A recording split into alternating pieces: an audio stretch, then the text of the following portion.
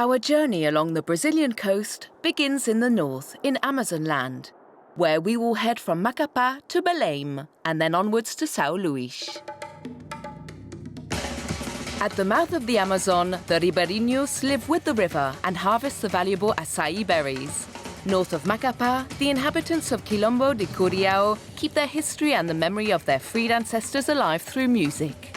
Water buffalo farming on Marajo Island is a passion of Ana Teresa, the owner of a fazenda coffee estate. In Belem, we follow the incredible Cirio de Nazaré procession, the largest Catholic celebration in the world. In the Maranhao palm groves, Maria Domingas and Babaçu nutbreakers fight for their rights and resources. In Sao Luis, Clarissa and her father José Carlos lead us into the crazy saraban dance of the Bumba Meu Bui. Finally, in Sao Marcos Bay, Luis raises the anchor of the old sailing ships that he safeguards.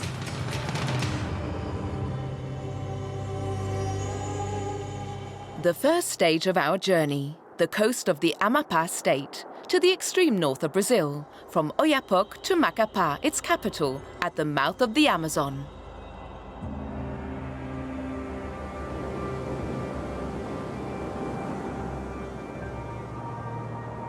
The coast of Amapá is the image of the Amazon, wild and seemingly inhospitable. An unspoiled coastline, nearly untouched by human settlement for hundreds of kilometers. Past the thin line of sandy beaches, vegetation makes its stake on the land, impenetrable. Only rivers and streams provide access to the interior. 3/4 of the state of Amapá is indeed covered by the Amazon rainforest, one of the richest biomes on the planet. The forest is covered by the dense tufts of the rios, or rivers, fed by numerous tributaries, themselves enlarged by tiny tributaries called igarapé. Living part of the year submerged in water, at the whim of the rainy season's river floods, the várzeas characterize the vast alluvial plain of the Rio Amazonas. These floodplain forests are particularly dense at the mouth, where they cover a large part of the shores and islands formed by alluvial deposits. Here live the ribeirinhos, the people of the river, in small houses on stilts.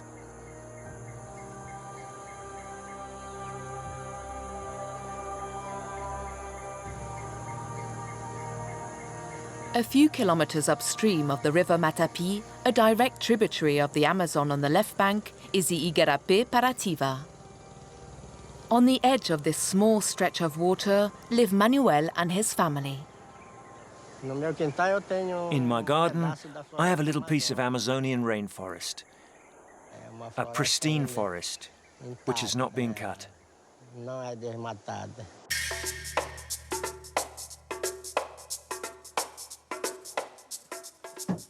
Manuel belongs to one of the many communities of fishermen açaí gatherers, who still largely depend on the river for their livelihood. We are about 40 families in the community. Nowadays, I no longer fish. Now it's Felipe, my son, who fishes.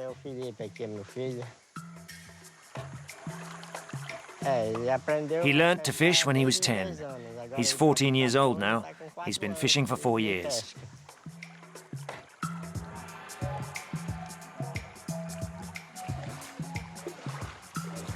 For centuries, the ribeirinhos, descendants of the native Indians and Portuguese settlers, live in harmony with their environment, adapting to the river's seasonal fluctuations. The Amazon is home to one of the world's richest freshwater aquatic fauna. At a very young age, children learn to use nets to meet the needs of their community, which is often very poor. Few people can receive an education, the schools being too far away. During the dry season, when the waters are at their lowest, fishing activities are limited, and Manuel's son Felipe proves himself to be ingenious at gleaning shrimp.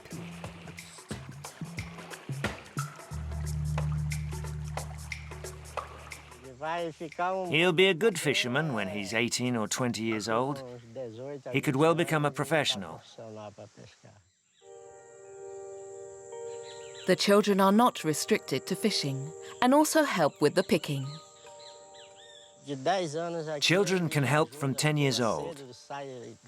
They get up early to go and pick acai.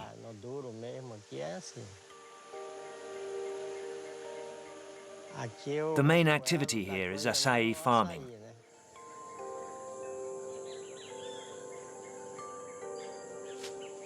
I learned to pick acai when I was 7. Even though he's an agile climber of these typically Amazonian palm trees, Felipe has other dreams in mind. When I grow up, I want to be a judge, to make laws for the Amazon, to protect the forest against deforestation and preserve it. Deforestation is increasingly affecting the vazias, used especially for timber. Growing acai palm trees, the berries of which are the staple diet of the ribeirinhos, and now widely consumed in Brazil, contributes to the reduction of riverside forests. Manuel, however, is optimistic. I hope I'll be able to retire. I hope that I'll be able to live here for the rest of my life. Along the river, fishing there remains a significant economic activity. Its four-pointed star layout is clearly inspired by the fortifications designed by Vauban.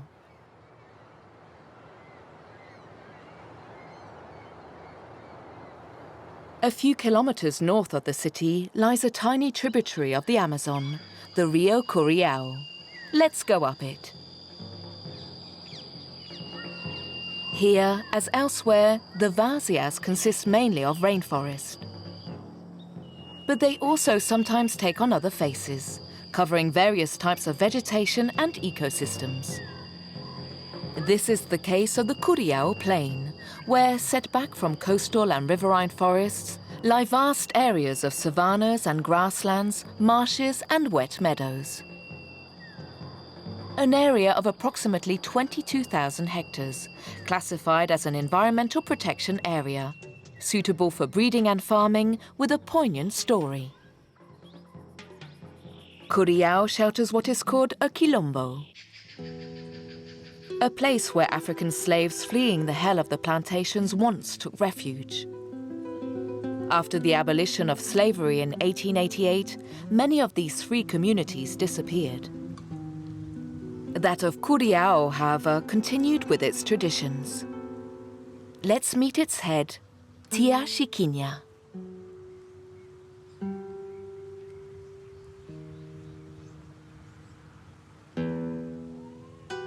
My ancestors were slaves. My grandfather was one. When I was born, he was already free. My mother was born the year slavery was abolished.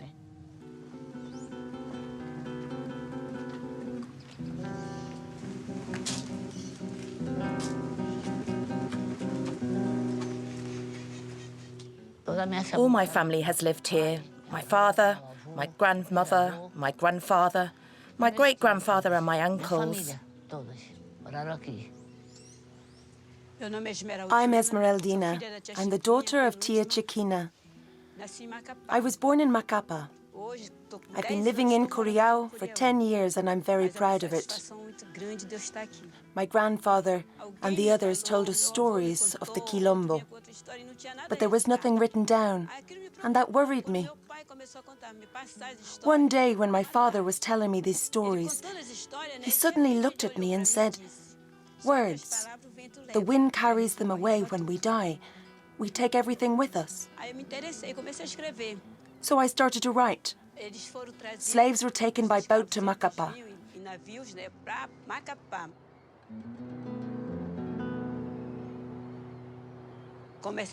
The fort was built to protect the Amapá. It was the beginning of slave labor. The slaves had to carry stones from the Pedreira River to Macapá with the help of the Indians. That's when the slaves started to escape. 2 slave brothers managed to get away and looked for a place to settle and raise buffalo. They found this beautiful lake and said, "This is the place we're looking for." And that's how the quilombo of Curiaú began.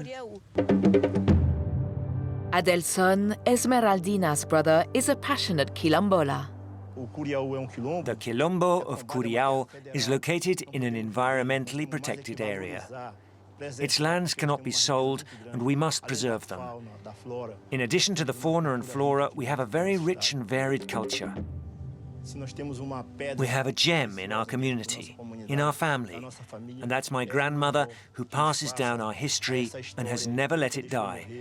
And we transform our history, our joy, into songs and poems.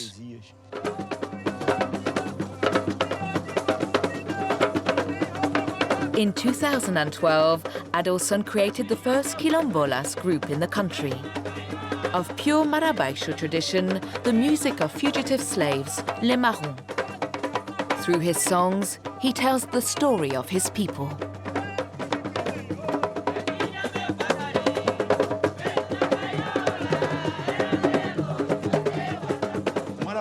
The Marabashu was a lament. The slave who suffered so much in the neighborhoods where he lived had no way to express his pain. And he began to reveal it by singing to the rhythm of Marabashu.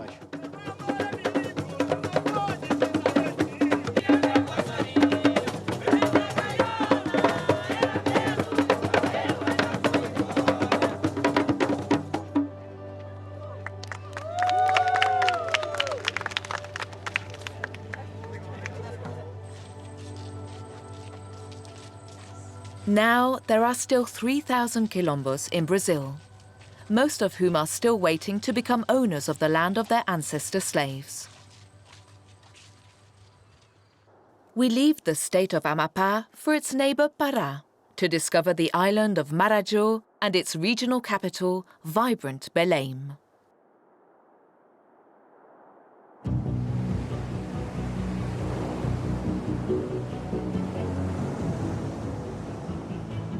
Bathed in the north by the Atlantic Ocean, the island of Marajo is located between the mouths of the Amazon and the Rio Pará. With a surface area the size of Switzerland, it could be the greatest sea river island in the world. In the rainy season, the flow of the 2 rivers is so powerful that they push the seawater of the ocean a few kilometers offshore. Its coasts are sometimes hemmed with long sandy beaches, but more often fringed with dense and inextricable mangroves. Like other Amazonian islands, Marajo is subject to the vagaries of the 2 rivers, and a large part of its territory is completely flooded from January to June.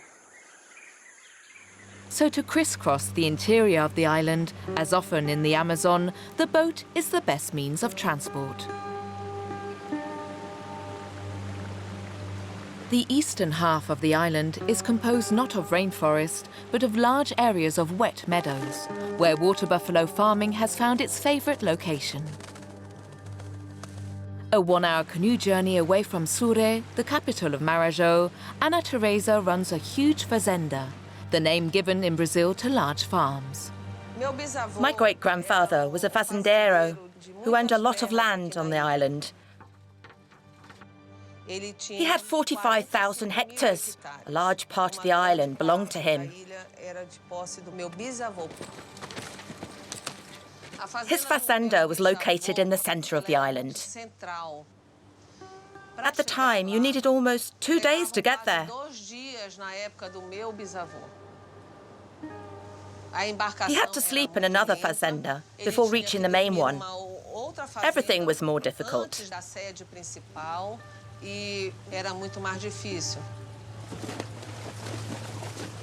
I love working at the fazenda. Of course, there are tasks that are reserved for the cow herders. Our cow herders are responsible for the animals.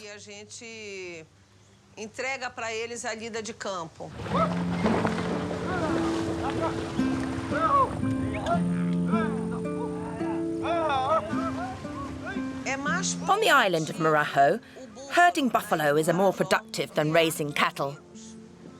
Buffaloes adapt very well to flooded plains. They love water. They have no trouble getting around in the water. They can lie down, cool off. They have a very tough skin.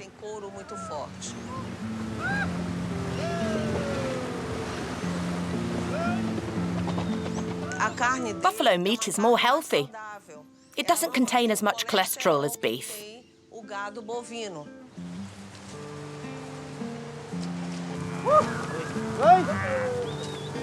A fact that may have contributed to the boom of water buffalo herds in the Amazon and on the island of Marajo, where there are already more than 600,000. But for Ana Teresa, that's not the most important. The people who live here are, to me, the most important.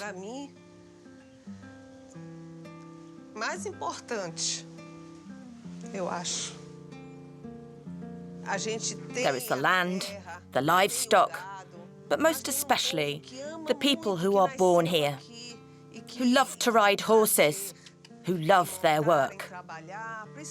They are the sons of this land, sons of the cowherders.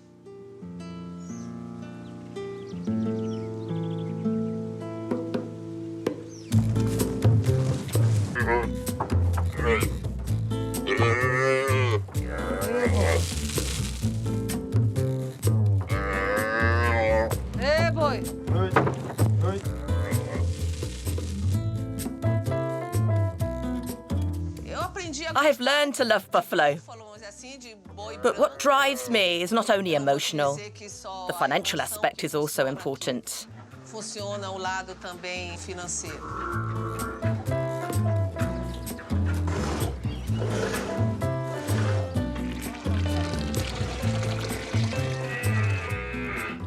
I think that the Marjarara people are blessed, without doubt, because the nature here is beautiful and untouched.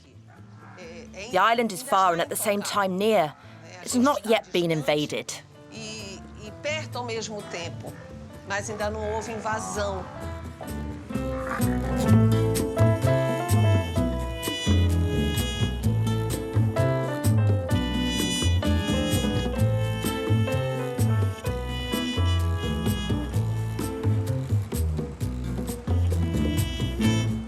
In Sure, the Marajoara capital, buffaloes have left the fazendas to take on other functions.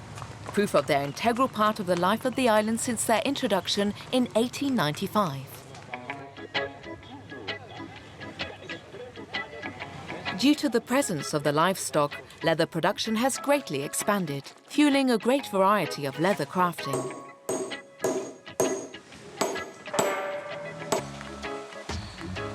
Other crafts also include pottery, perpetuating one of the oldest ceramic arts in Brazil.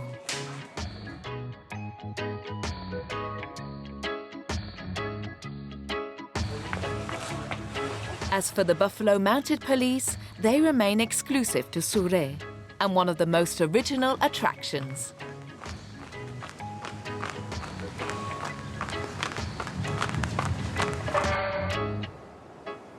We leave Sure and the island of Marajo by the Rio Pará.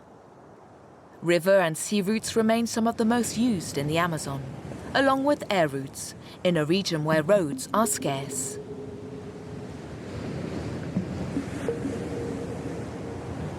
Contrary to popular belief, the Rio Pará is not an arm of the Amazon. It is in fact the outlet of the Rio Tocantins, one of the longest rivers in Brazil, which has its own water system. From Sure, it takes about 3 hours to sail to the Bay of Guajará and the state capital, Belem.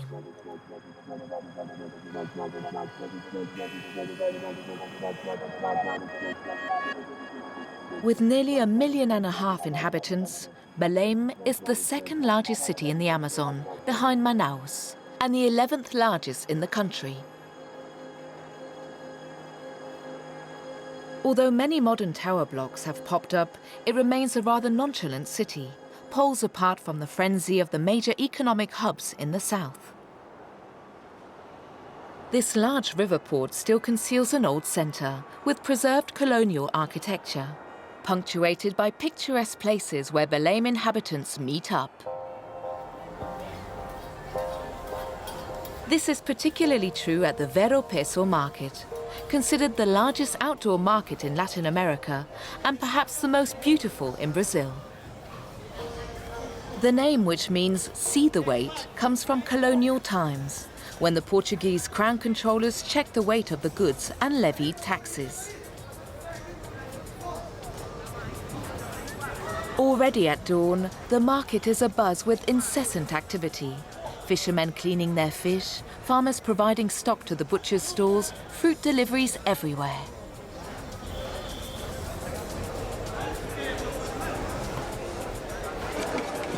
Under the Art Nouveau ironwork of the Mercado de Ferro, or under the white canopies lining the docks, an incredible variety of products are sold here every day. A foretaste of the succulent Belem gastronomy.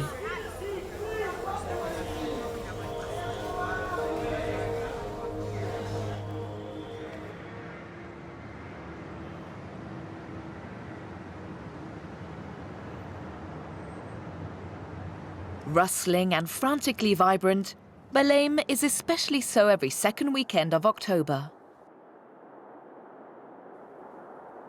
To see this, we must first go on Saturday morning to the north of the city, to the small port of Icoaraci. This is the second day of what some consider the largest Catholic celebration in the world, the Círio de Nazaré, often referred to as the Christmas of the Amazon, is a succession of no less than 11 different processions.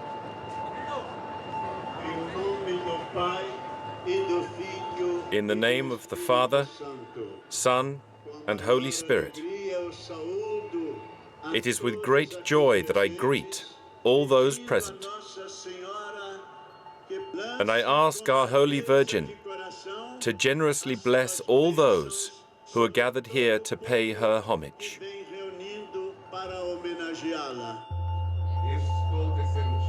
The Círio celebration is dedicated to the Virgin Mary and has its origins in Portugal of the Middle Ages.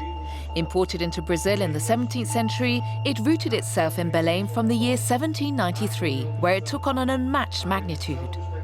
The river procession is one of the many demonstrations of this gigantic event, as explained by Evandro, a fisherman come from Marajo. I participate in the Curiaú every year.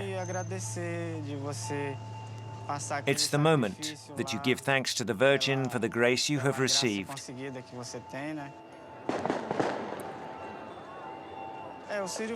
The River Curiaú procession is a very important one for boat owners. Those who have a boat get involved. When you cannot go to the land procession, we go to the river one. You keep your promise.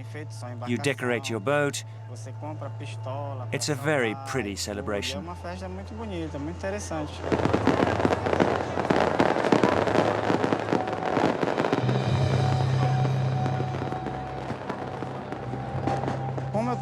As I am trying to sell my boat, I was not able to attend. But next year, I'll be there.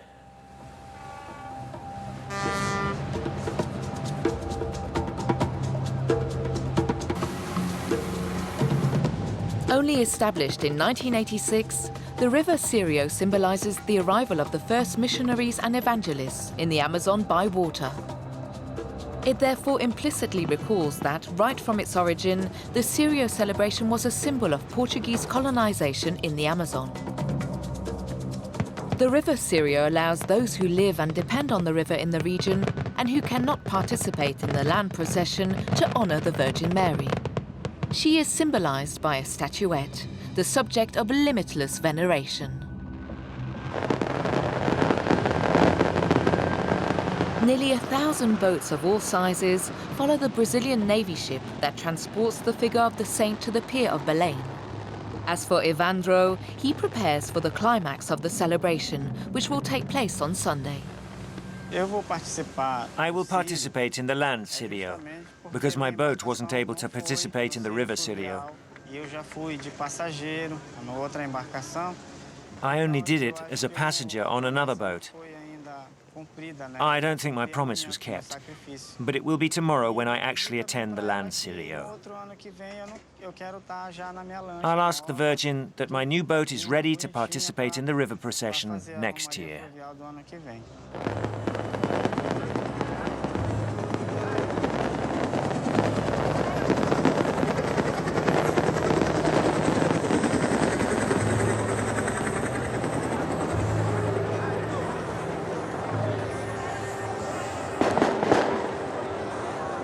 Once back at the Belem pier, the statue of the Virgin will be escorted by hundreds of motorcyclists in a new route around the city dotted with tributes and fireworks.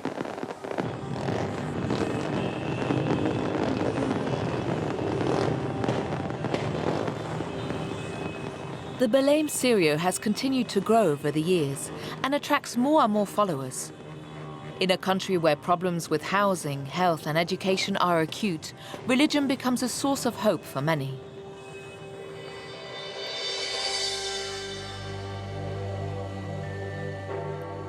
A large procession approaches. Very early Sunday morning, while it is still dark, tens of thousands of devotees have already gathered outside the Cathedral d'Assé, the starting point where a Mass is celebrated. Some participants come to ask the Virgin to solve their problems. Others come instead to keep a promise of devotion to the saint after she answered their prayers. This is the case of Cleisimar, here with her son. I participate in the Curiaú de Nazaré to keep a promise I made to the Virgin for my son. When he was born, the birth didn't go well. I thought he was going to die. My son is the joy of my life. He's 5 years old, and thanks to God, I'm here and I can hold my promise with him. I glorify and praise the Blessed Virgin.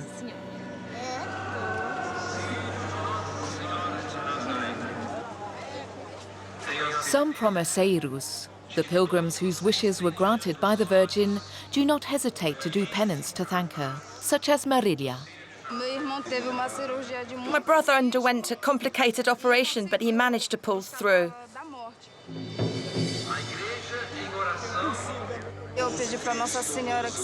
I promised the Holy Virgin that if all went well during his operation, I would do the procession to the Basilica on my knees.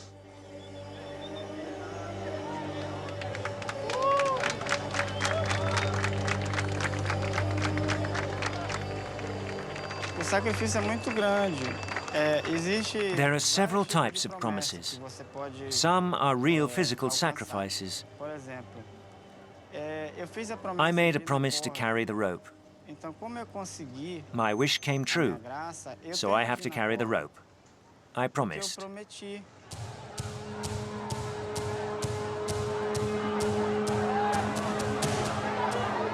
The rope, an inseparable symbol of the Great Curiaú, appeared for the first time in 1855. Articulated by large metal structures and connected to the float carrying the statue of the Virgin, the braided sizzle rope is coveted by all. 400 meters long, it is estimated that around 15,000 people hold onto it during the procession. A gigantic procession, a real human tide, which in 2013 was attended by more than 2 million people, more than the total population of the city of Belem. In a sweltering heat and an atmosphere of unprecedented jubilation, the statue of Mary somehow manages to find its way through the crowd, pressed together as one. A 3.6-kilometer route between d'Assé Cathedral and the Basilica Sanctuary of Our Lady of Nazaré, where the icon is showcased since 1852.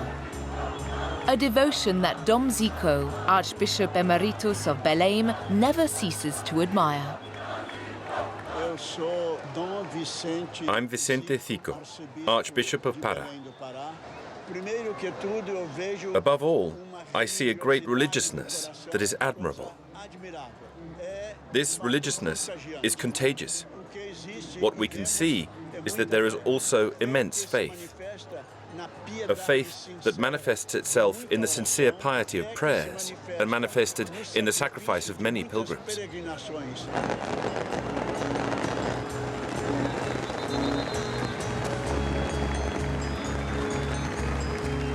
After about 5 hours, the Virgin Mary will reach her destination, and the promeseiros will share pieces of rope. The Cirio festival will then continue for another fortnight.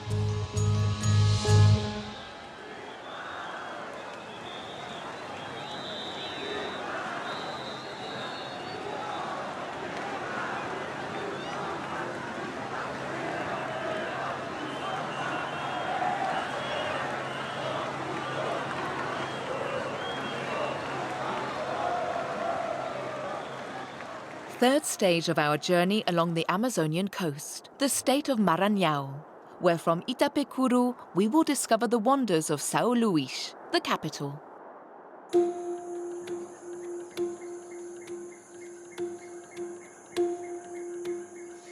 Minha terra tem palmeiras. My land is covered with palm trees, wrote the poet Gonçalves Dias in 1843 in his famous Song of Exile. This native of Maranhao, for a time an expatriate in Portugal, indeed thought of the immense Babaçu palm forests, which still stretch beyond the coastline as far as the eye can see. Since the 19th century, this palm is farmed by rural populations, to whom it represents a natural and essential economic resource.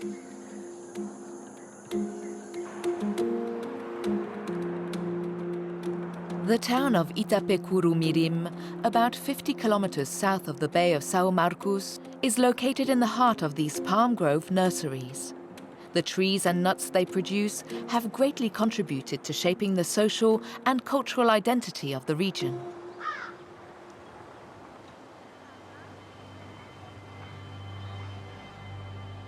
A very feminine identity, as it is also based on the work of nearly 200,000 quebradeiras, nut breakers. Hard work, long considered an emblem of poverty and therefore very devalued. For the last 20 years, the quebradeiras have organized themselves into professional associations to improve their living conditions, and above all, to develop a new sense of pride and independence. Minhas amigas, minhas irmãs, minhas companheiras, veja o sofrimento das quebradeiras, veja o sofrimento das quebradeiras. Amanheceu na minha casa sem ter nada para comer, peguei o puff e o machado e fui quebrar para vender. Cheguei no mato, o sofrimento foi tão grande que me deu até vontade de morrer. Let's meet the president of the Itapecuru Nutbreakers Association, Maria Domingas. From the outside, this looks like a simple little nut, but for us, it means a lot. When a nut breaker says that she raised her children by breaking nuts, she considers the palm as a mother.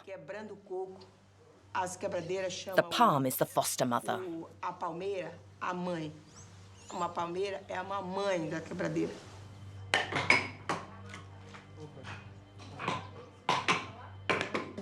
I want to fight for women's rights. Before, women, for the most part illiterate, had no self-esteem and didn't know their rights. They would gather nuts in the forest and their husbands worked in the fields. In the afternoon, they would go to food stands to exchange nuts against rice, beans and sardines for dinner. It was their daily toil. Sometimes the husbands would take care of this exchange, while the women took care of the children. They would come to town, and sometimes, instead of exchanging nuts for rice, they preferred drinking cachaça. Peguei talo, amarrei no outro, botei pra cima pra estuquiar o coco rolou, caiu na minha cabeça. Ai, ai, ai, quase que eu. The state of Maranhao is the largest extractor of babaçu nuts in Brazil, providing 95% of the 110,000 tons harvested each year. In one day, one single nut breaker alone can open up to 450 nuts. Besides the dexterity and strength that this gesture requires, you must also know how to sort the nuts out according to the use that will be made of them. Technical know-how which, for Maria, must be used to promote women in their society.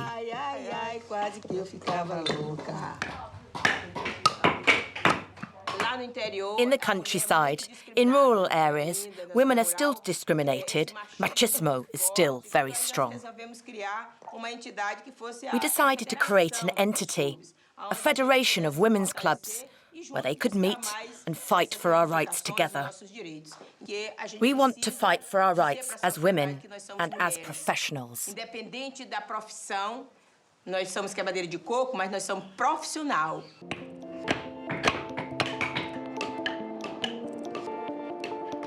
Thus organized, the quebradeiras themselves began transforming babaçu nuts, parallel to the industry sector they continue to provide.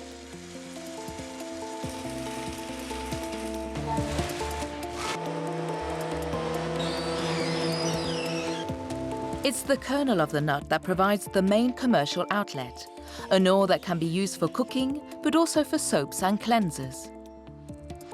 The flour from the fruit pulp provides an important dietary supplement, a base used in biscuits and local pastries. I am proud of what I do, because I do it with love. You don't do social work out of duty, but out of love. Thanks to God, I have self-confidence. I am proud to be black. I'm proud to be from the countryside. I defend that rurality. That's where I come from, and I am happy.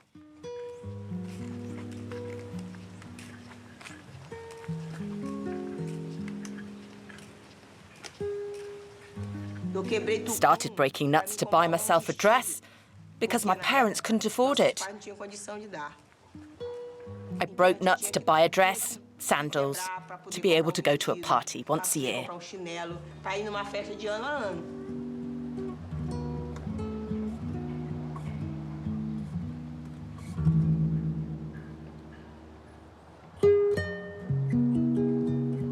Today, thanks to a strong identity and a collective organization, the nutbreakers successfully struggle to legally preserve their palm groves and sources of income against pressure from landowners.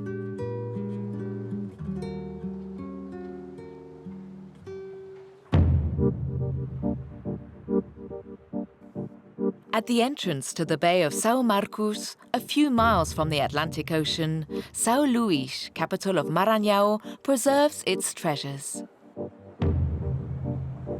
Sometimes called the American Lisbon, it is, however, the only state capital of Brazil that was not founded by the Portuguese, but by the French in 1612. However, its architectural heritage well and truly evokes Lusitanian streets and monuments, including beautiful houses covered with azulejos tiles. 3,500 buildings spread over 220 hectares, classified as a World Heritage Site in 1997. A heritage cherished by Clarissa, daughter of Bumba Meu Boi. Her father, José, founded the group Boi de Moros. Sao Luis, my birthplace, my beloved city. An island rich in culture, especially in popular culture.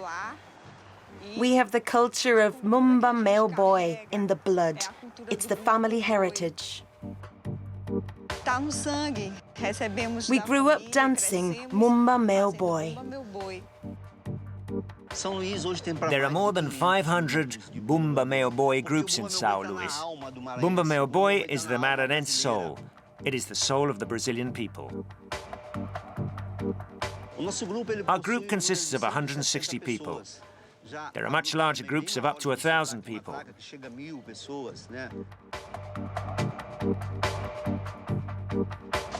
There is the Zambumba style, and the matraca style, the orchestra style. Each group has its particularity. It's a way of presenting itself. Bumba Meu Boi is a kind of danced street theatre, and probably one of the most popular cultural expressions in Brazil after the carnival. Its origin dates back to the 18th century, reflecting the relations between masters and slaves. It depicts the death and resurrection of an ox, the pretext for great rejoicing. I have chills. The joy, the music, the dance, all is festive. We also have saints. St. John, St. Marshall, St. Peter in our songs and in our music. Religion is present in representations of Mumba Meu Boi, which also strengthens our faith. Bumba Meu Boi characterizes the way our people came to be. Africans arrived in Brazil and mixed with Indians and European colonizers, which gave this great result, this mixture. The Bumba Meu Boi festival in Brazil, especially in Maranhao, lasts all night until sunrise. This ox that appears as a mythological figure around which we dance is also a dancing ox. When we do a show, we want to see the public smile, because that's what life is, joy. We like to see people looking happy. After a glass of our Brazilian cachaça and maranhense, plenty of water, the calories of our gastronomy and of our fish specialities.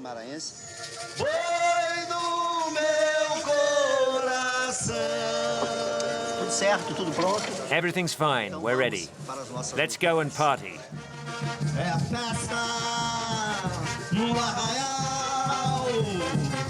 O show vai começar. Vai do meu coração. Vambora pra cima! A canção toca, todo mundo dança. O amo canta pra mexer no coração. Ele já viaja o mundo inteiro do folclore brasileiro, a libertar a nação. O Bumba Boi no Maranhão logo se começa a ensaiar. Hey!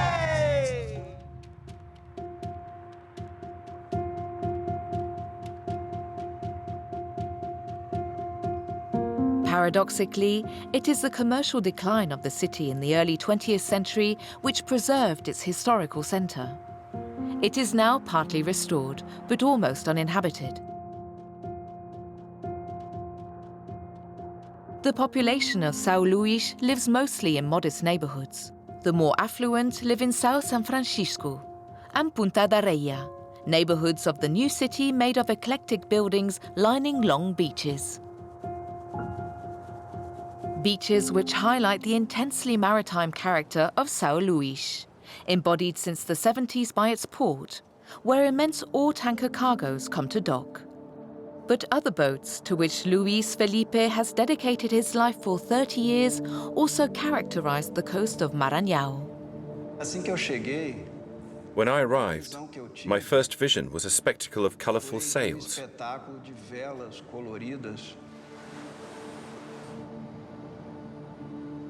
It made an impression on me because I'd never seen such colorful sails on the rest of the Brazilian coast.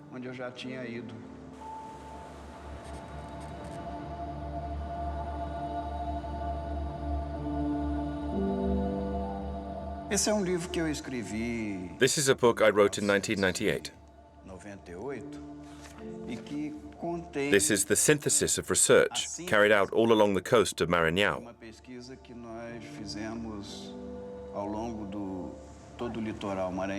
Beyond the beauty of the boats, I discovered the people who worked with them. Onde viviam essas pessoas que trabalhavam com as embarcações. Esse litoral determina A large part of the population which lives along the coast depends on boats for their living. das embarcações como meio de subsistência. Conversando com os mestres, While talking with master carpenters, I listened to their complaints. They said that their craft was disappearing. They said that their profession was finished. Why? Well, because even though they built hundreds of boats for fishing, for passenger transport, and for transporting cargo, they had to work under the sun, rain, and worse conditions. Their lives ended in the greatest poverty. Young people didn't want to learn the craft because nobody wants to choose a profession where one ends one's life in poverty and neglect.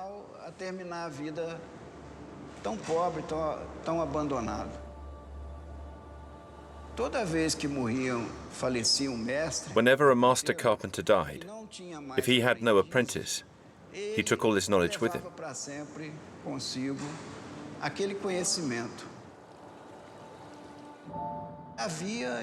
So this kind of traditional knowledge was really threatened to die out.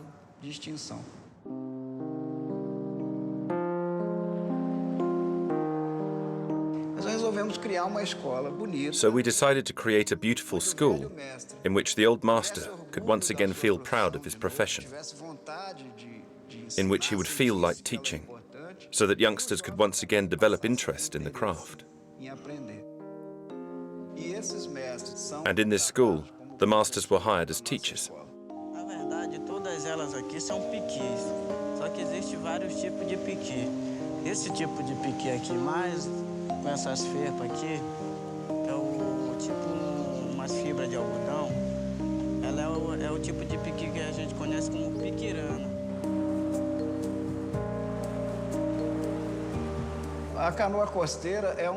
The canoa costeira is one of the rarest boats we have, and it is threatened with extinction.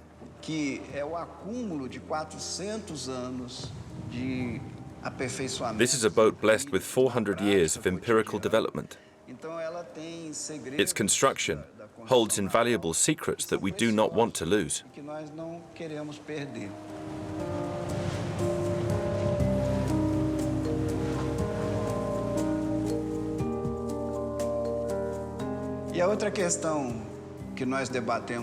Another issue we speak a lot of is competition. There is a real industry lobby of petroleum byproducts, which wants to sell its goods and tries to convince fishermen that a fiber boat is better. But this is not true. A fiber boat is more expensive, and when it breaks, if the fisherman finds himself on a secluded beach without electricity, he can't repair it. It's lost forever, and the boat turns into a huge plastic container floating on the ocean.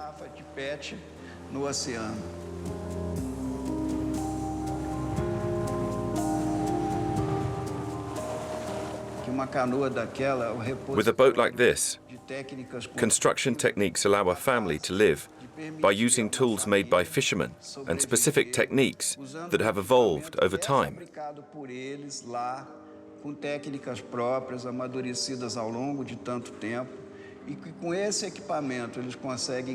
With these boats, they can earn a living, fish for food, and support an entire family.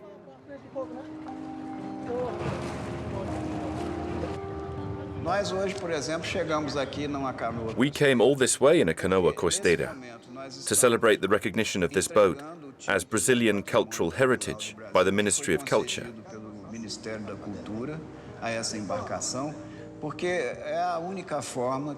The only way to avoid traditional knowledge from disappearing is to publicize and give value to the canoa costeira.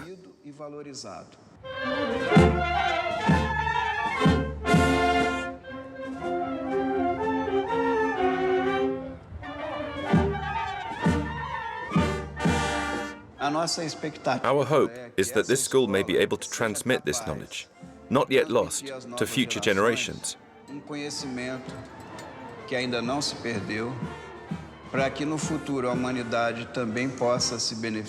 hope that humanity can benefit from this knowledge as a viable and sustainable livelihood alternative for people who will live for a long time yet on the fringes of our society.